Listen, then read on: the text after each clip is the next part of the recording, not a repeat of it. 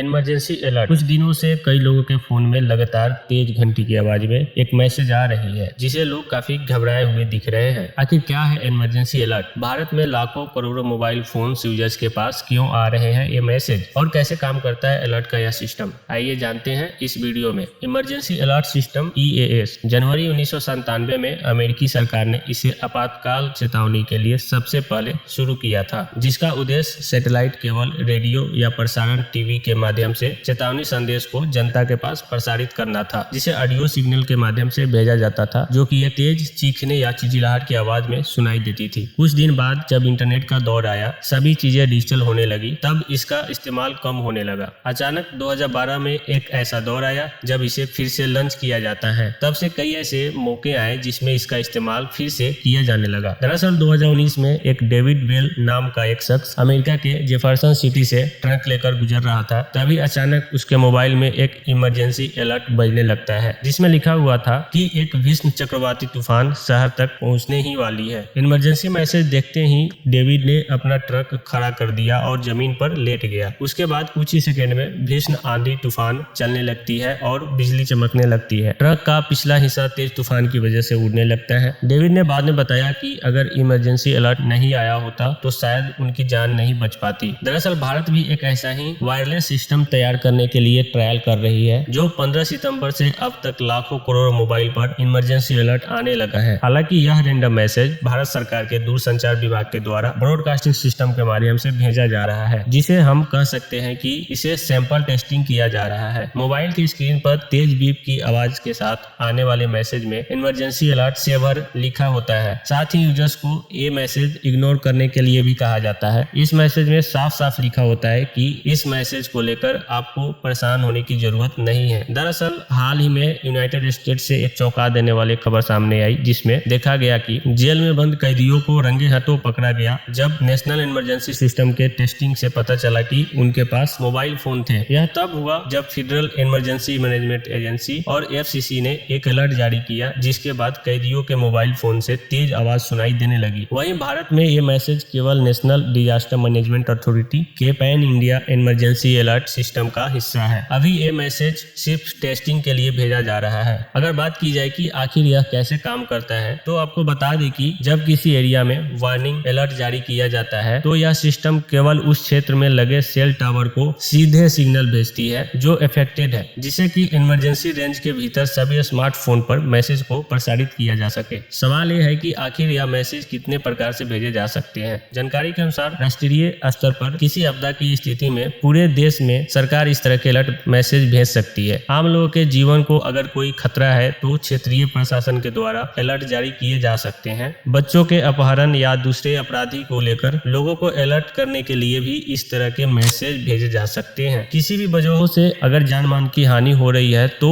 उसे रोकने के लिए भी एक अलर्ट मैसेज भेजा जा सकता है। आपको बता दें कि यह सिस्टम एक सॉफ्टवेयर के जरिए पूरे देश भर में करोड़ों लोगों के फोन से जुड़े होते हैं, जिससे हैकर साइबर अटैक कर सॉफ्टवेयर हैक करने की कोशिश करते हैं, जिससे आम लोगों को परेशानी भी हो सकती है, क्योंकि एक बार जब हैकर्स को इसमें सफलता मिल जाती है तो वह आम लोगों के मोबाइल पर फेक मैसेज भेजकर पैनिक फैलाने की स्थिति पैदा कर सकते हैं। यही वजह है कि अमेरिका में इमरजेंसी मैसेज भेजने वाली सरकारी एजेंसी ने अपने कर्मचारियों को पासवर्ड सिक्योर रखने और समय समय पर चेंज करने की अनुमति दे रखी है।